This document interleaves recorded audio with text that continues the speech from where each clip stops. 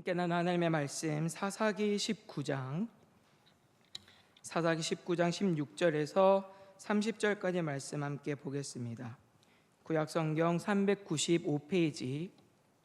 구약성경 395페이지 전후에 있는 사사기 19장 16절에서 30절까지의 말씀, 우리 한 절씩 교독하여 읽으시고 마지막 절 합독하여 읽도록 하겠습니다. 사사기 19장 16절에서 30절까지 말씀입니다. 구약 395페이지 전후에 있습니다.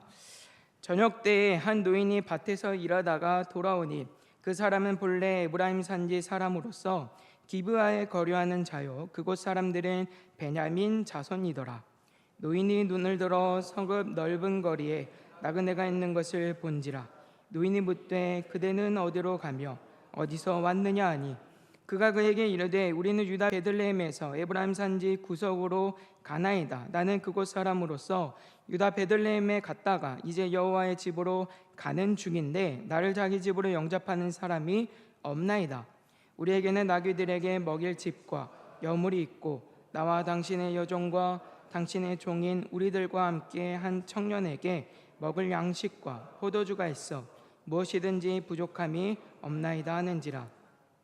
그 노인이 이르되 그대는 안심하라. 그대의 쓸 것은 모두 내가 담당할 것이니 거리에서는 유숙하지 말라 하고 그를 데리고 자기 집에 들어가서 나귀에게 먹이니 그들이 밭을 씻고 먹고 마시니라. 그들의 마음을 즐겁게 할 때 그 성읍의 불량배들이 그 집을 에워싸고 문을 두들기며 집주인 노인에게 말하여 이르되 내 집에 들어온 사람을 끌어내라. 우리가 그와 관계하리라 하니 집주인 그 사람이 그들에게로 나와서 이르되 아니라 내 형제들아 청하노니 이 같은 악행을 저지르지 말라. 이 사람이 내 집에 들어왔으니 이런 망령된 일을 행하지 말라.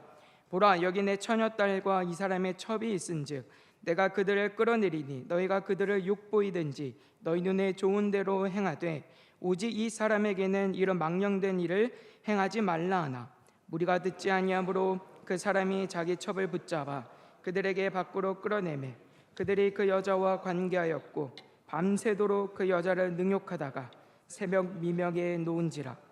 동틀 때에 여인이 자기 주인이 있는 그 사람의 진문에 이르러 엎드러져 발기까지 거기 엎드러져 있었더라. 그의 주인이 일찍 일어나 진문을 열고 떠나고자 하더니 그 여인이 진문에 엎드러져 있고 그의 두 손이 문지방에 있는 것을 보고 그에게 이르되 일어나라. 우리가 떠나가자 하나 아무 대답이 없는지라.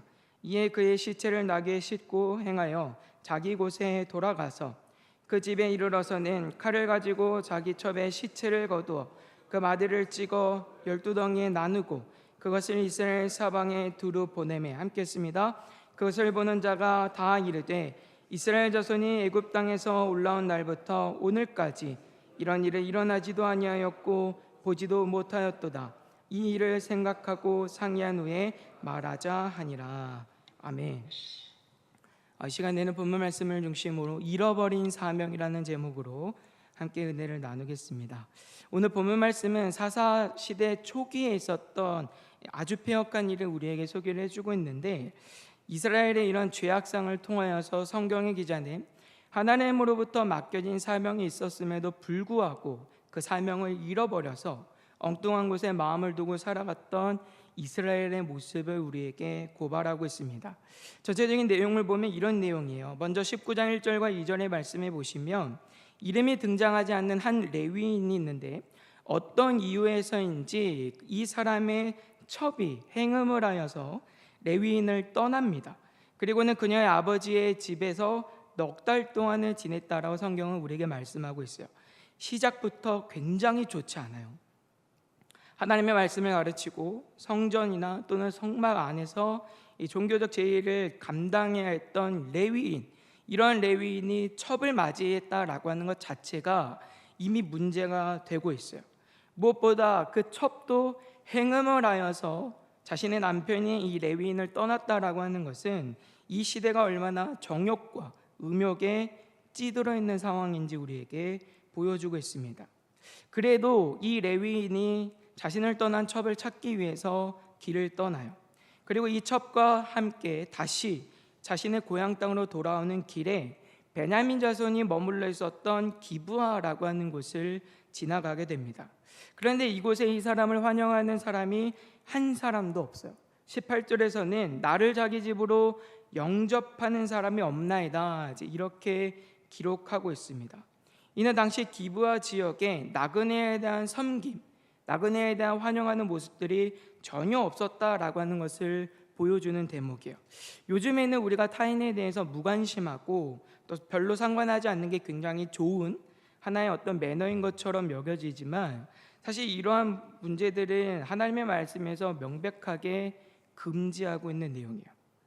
이스라엘 백성들에게 있어서 나그네를 환영하고 나그네를 섬기는 일은 굉장히 중요한 일입니다. 그건 하나님의 말씀에 기록이 되어져 있는 일이에요. 신명기 10장 19절은 우리에게 이렇게 말씀해요. 너희는 나그네를 사랑하라. 전에 너희도 애굽 땅에서 나그네 되었음이라. 아멘. 하나님은 이스라엘 백성들이 출애굽하여서 나그네와 같은 처지에 있을 때 하나님이 돌보신 은혜와 사랑을 기억하여서 그 사랑과 은혜를 나그네 된 이들에게 마땅히 베풀어야 함을 말씀하세요. 그러나 지금 누구도 이 말씀을 기억하고 따르는 이가 한 사람도 없었다라고 하는 것을 성경은 말씀합니다. 그러나 다행히도 이름이 등장하지 않는 베냐민 지파에 속속된 사람은 아니에요. 이 사람은 본래 에브라임 산지에 있었던 사람이라고 우리에게 소개를 하고 있는데, 어쨌든 이 한 노인의 친절로 인하여서 그 집에 잠시 몸을 유숙하게 돼요. 그런데 이 성읍의 불량배들이 이 노인의 집을 찾아와서는 유숙하고 있는 레위인을 찾습니다. 그 이유는 남성과 남성, 동성 간의 이 성관계를 맺기 위한 일이었어요. 22절에서 우리가 그와 관계하리라 라고 하는 이런 말씀은 그냥 내가 이 사람과 친교하겠다 라는 말이 아니라 성적인 관계를 갖겠다라고 하는 말이에요. 그러자 이 노인은 이 불량배들을 만류하면서 차라리 자신의 딸과 또 레위인에게는 첩이 있으니까 이 두 사람과 관계를 하라, 이런 식으로 이 사람들을 만류를 합니다. 참 어처구니 없는 내용이에요. 동성 간의 성관계도 잘못된 일이지만 타인의 이 여인과 행음하는 일도 하나님의 말씀에 엄격히 금지되어 있는 일임에도 불구하고 이 불량배들의 행을 막고자 하는 목적에서 또 다른 악행을 수수방관하고 있는 그런 모습들을 보게 돼요. 그래도 이 불량배들이 이 사람의 말을 듣지 않으니까 이번에는 레위인이 정말 생각지도 못한 끔찍한 일을 저지릅니다. 그 스스로가 자신의 첩을 데려다가 이 사람들에게 넘겨주는 거죠. 25절에서 그 사람이 자기 첩을 붙잡아 그들에게 밖으로 끌어내매 라고 말씀하고 있는데, 이는 레위인이 자신의 첩을 억지로 강제로 이 사람들에게 내어주었다라고 하는 것을 말씀하고 있어요. 비록 첩으로 표현이 되어 있지만 이 사람은 엄연하게 레위인의 아내입니다. 남편과 아내는 마땅히 서로가 존중하고 존경하고 사랑해야 할 대상이에요.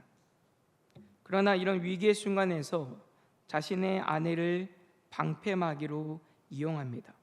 그것도 성폭행이라고 하는 그런 현장에 내던지는 거예요. 결국 이 여인은 밤새 능욕을 당하였고 죽음을 맞이하였다라고 성경은 말씀하고 있습니다. 여기서 우리가 한 가지 주목할 점은 성경이 여인이 죽은 정확한 시점에 대해서는 우리에게 말씀하고 있지 않다는 점이에요.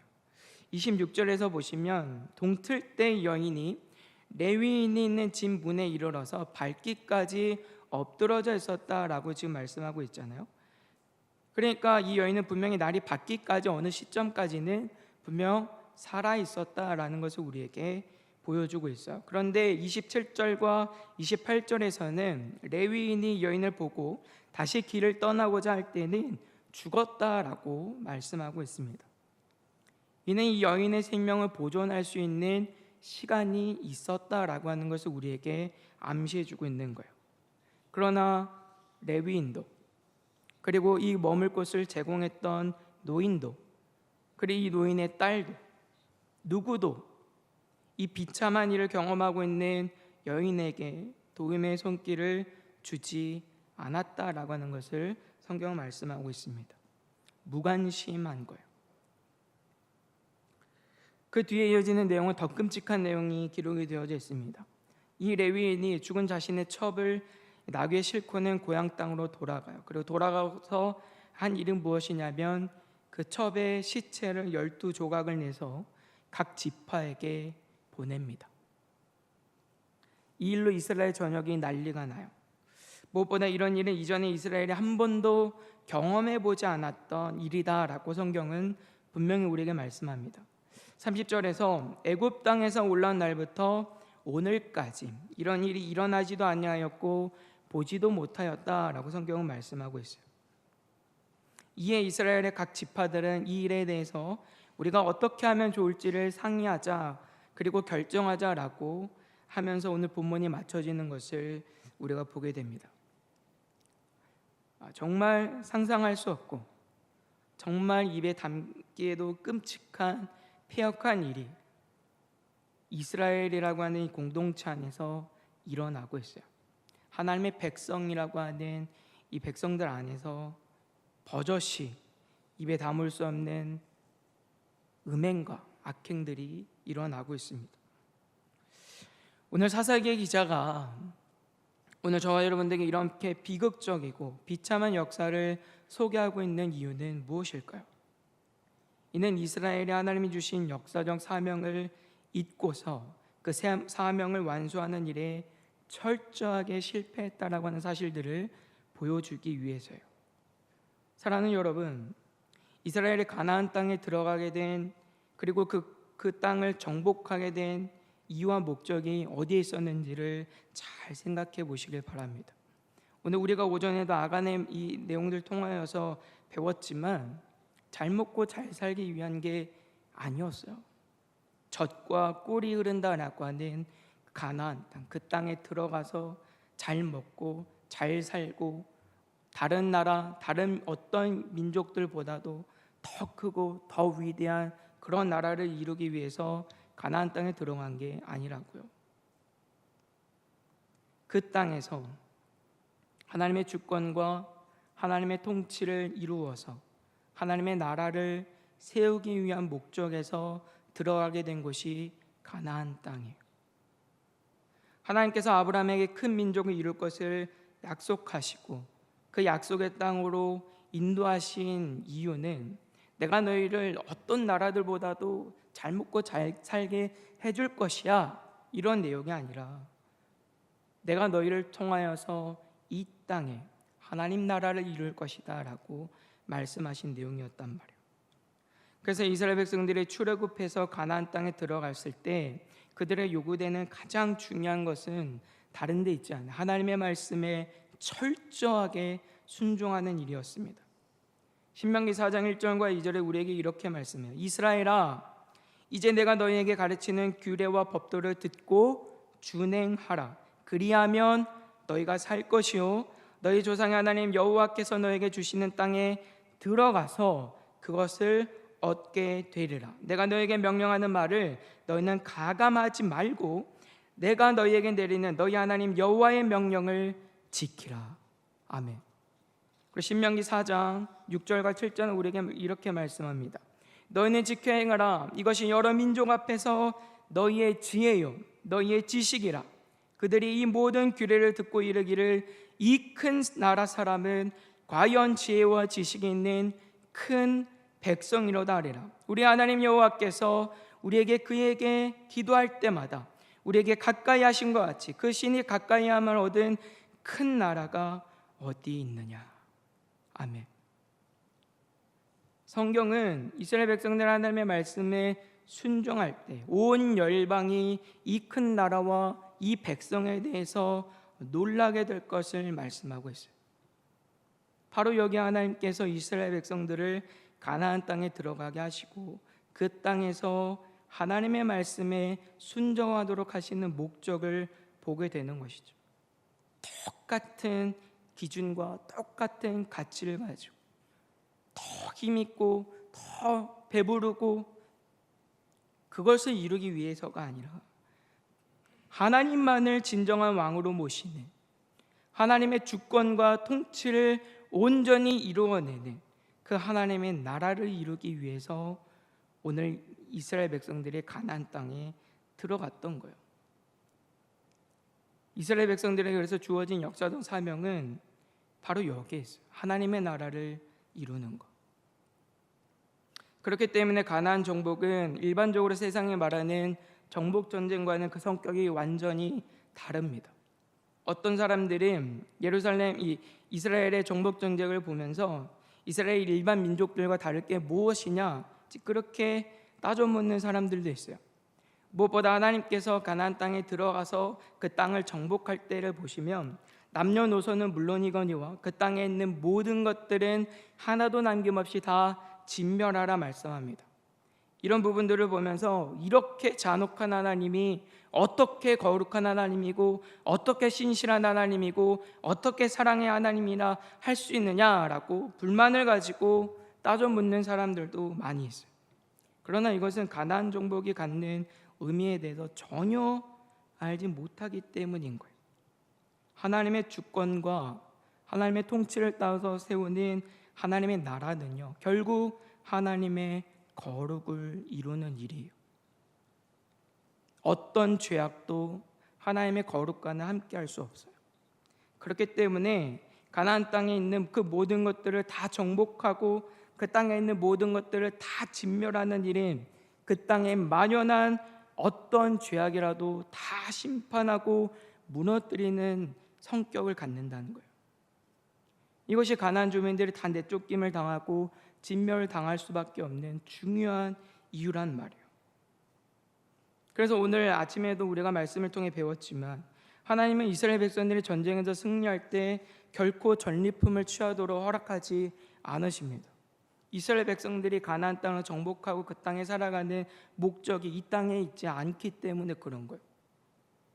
약탈하고 착취하는, 정복하기 위한 전쟁이 아니라고요. 그래서 아간이 전리품을 몰래 훔쳤을 때 하나님은 이 일에 대해서 이스라엘 공동체 전체를 심판하시는 것을 우리가 보게 됩니다. 뿐만 아니라 이스라엘의 가나안 정복을 하는 과정들에서 보면 라합과 같은 이방인들, 분명한 이방인들이지만 이 사람들이 이스라엘에 편입이 되어서 이스라엘 한 공동체로 살아가는 모습들도 우리가 볼 수 있어요. 성경은 이렇게 가나안 정복 전쟁은 세상에서 말하고 있는 것처럼 약탈과 어떤 침략을 위한 전쟁이 아니다라고 우리에 분명히 가르쳐주고 있습니다. 전쟁의 목적과 성격이 거기에 있지 않다라고. 무엇보다 여리고성이 무너지는 장면을 여러분 한번 생각을 해보세요.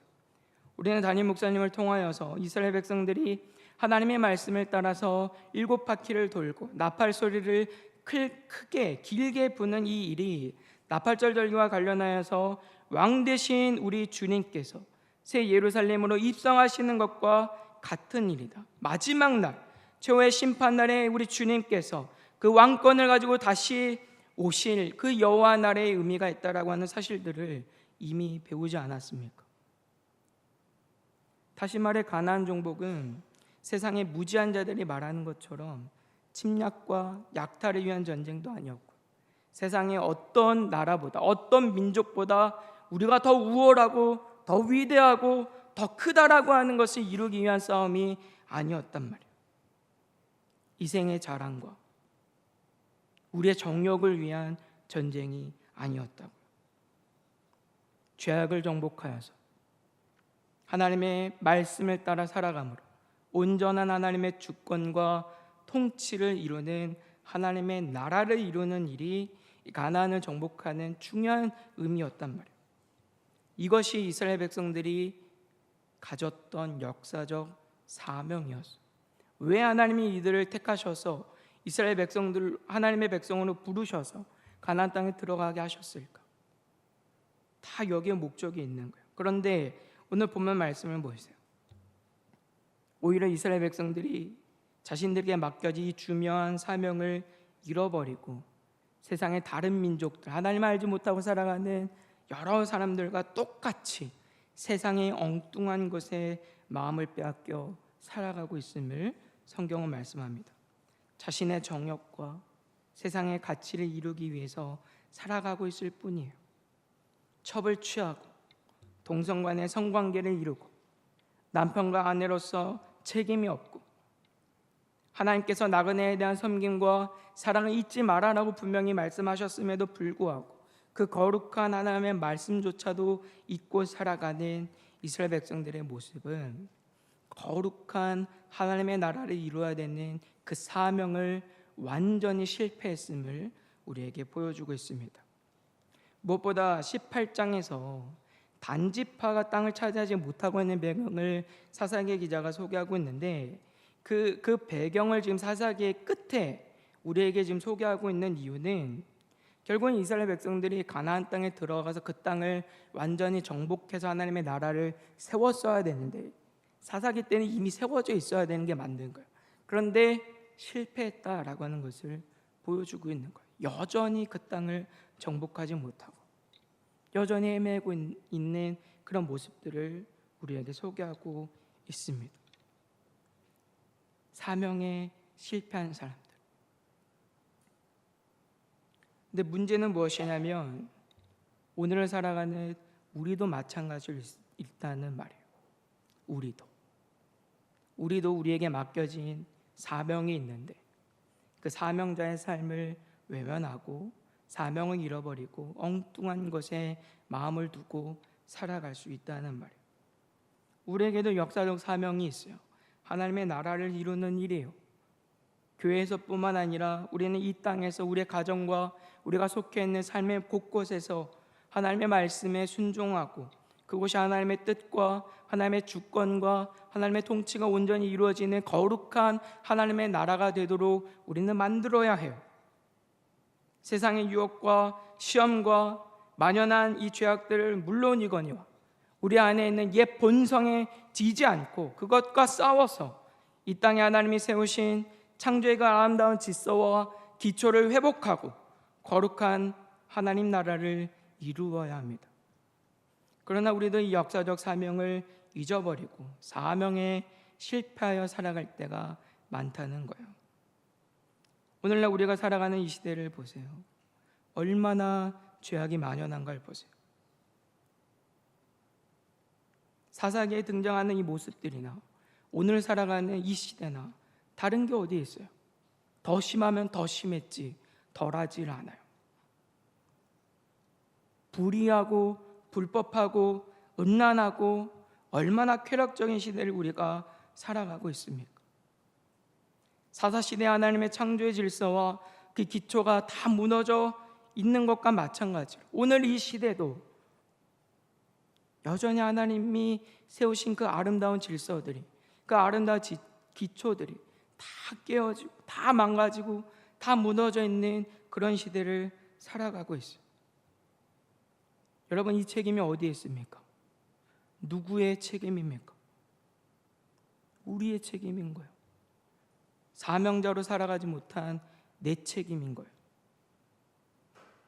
하나님이 맡기신 역사적 그 사명을 잃어버리고 우리도 세상의 풍조를 따라 살아가면서 거룩한 하나님의 나라를 이룬 일에 실패했기 때문 아니겠습니까? 세상 속에서 그리고 우리의 삶의 자리에서 우리는 얼마나 하나님의 거룩을 위해 살아가고 있는가를 한번 생각해 보길 원합니다. 세상 사람들과 마찬가지로 그저 우리도 이 땅에서 어떻게 하면 잘 먹고 잘 살 수 있을 것인가? 어떻게 하면 내가 원하는 뜻을 이루며 살아갈 수 있을 것인가? 만약 우리가 여기에만 목적이 있다고 한다면 우리도 사사기에 등장하는 이 사람들과 같이 사명에 실패한 사람들입니다. 하나님의 나라와 그 백성으로 살아가는 일은 그 어떤 것과도 비교할 수 없는 우리의 자랑임을 우리는 알고 있고 오늘 아침에도 오전 예배 시간을 통해서도 들었지만 그러나 세상의 헛된 것들을 위해서 우리는 얼마나 그 큰 영광을 양보하고 하나님의 자리를 빼앗기며 살아가고 있습니까? 오늘날 교회 형편들을 보세요. 왜 교회가 세상의 손가락질과 모욕을 피할 수 없습니까? 결국 이 시대의 교회의 자랑도 세상의 자랑과 똑같았기 때문 아닙니까?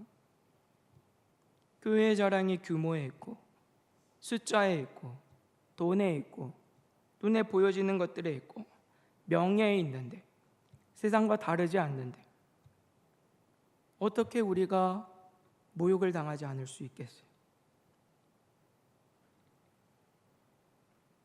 오늘 교회가 이렇게 된 이유는 어디에 있습니까? 결국 누구 한 사람의 책임이 아닌 거예요.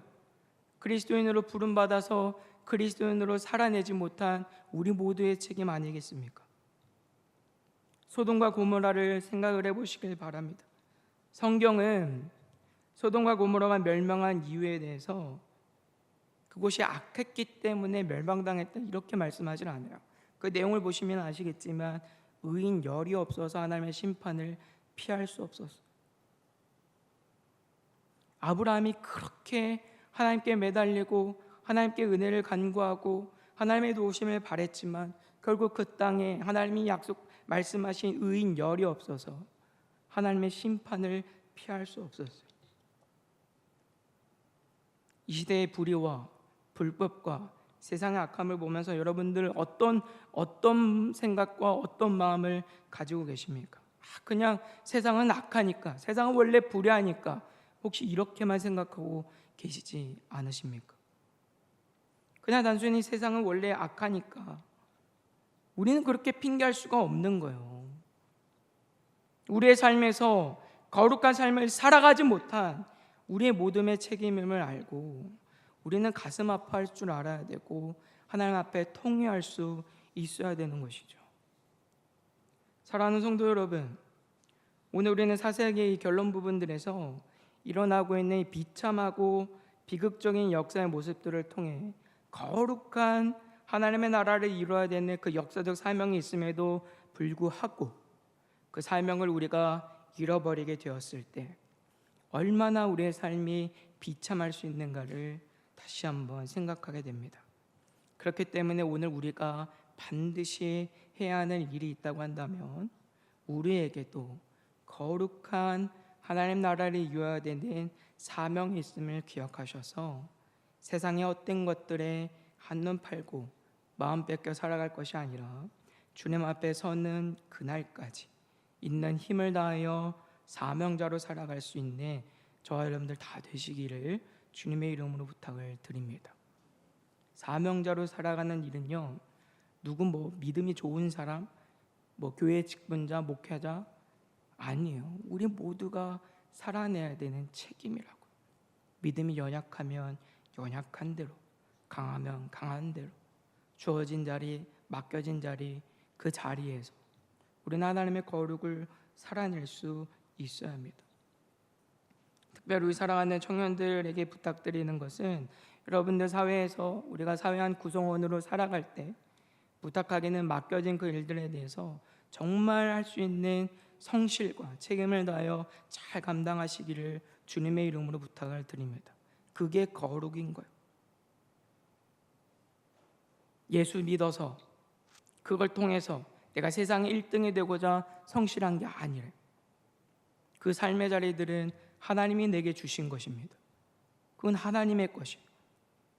하나님의 것을 우리가 존중하고 사랑하고 아낀다고 한다면 우리는 마땅히 그 일들에 대해서 내가 할 수 있는 전력을 다해야 돼요. 세상에서 1등이 되라고 많은 것들을 누리기 위해서 내가 목적하는 무엇인가를 이루기 위한 방편이 아니라 하나님의 것이기 때문에 내가 아름답게 가꾸고 돌볼 줄 아는 사람들이 되어야 해요. 그게 거룩이에요. 예수 믿어서 세상에서 1등이 된다라고 한다면 그건 우리의 사명이 아닙니다. 하나님은 언제 우리 보고 세상 1등 되라고 하셨어요? 하나님은 단 한 번도 그렇게 말씀하신 적 없어요. 우리가 세상 속에서 살아갈 때 하나님의 거룩을 따라 살아가다 보면 포기해야 될 것들이 많아요. 손해볼 것도 많아요.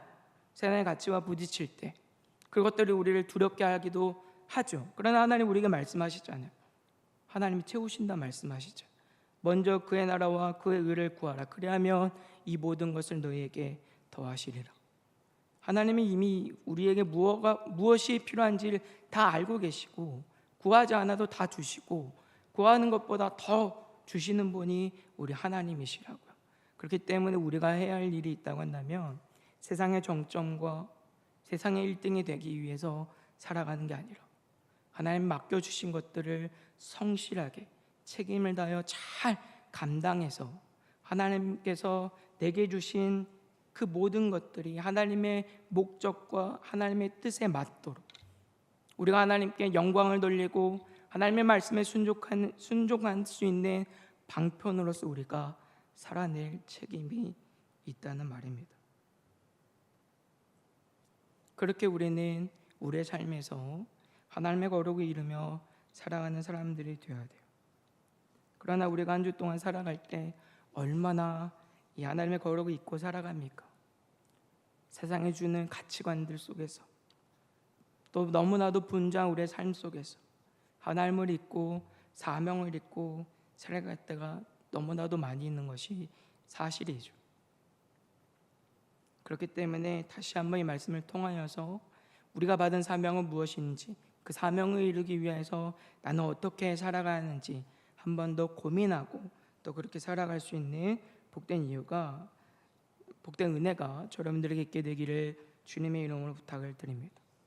성경 우리에게 하나님께서 우리를 백성 삼으시고 자녀 삼으신 이유가 세상에서 정점에 이르기 위해서가 아니라 이 땅에 온 열방이 인정하지 않을 수 없는, 온 열방이 놀라지 않을 수 없는 그 거룩한 하나님 나라를 이루기 위함임을 말씀하고 있습니다.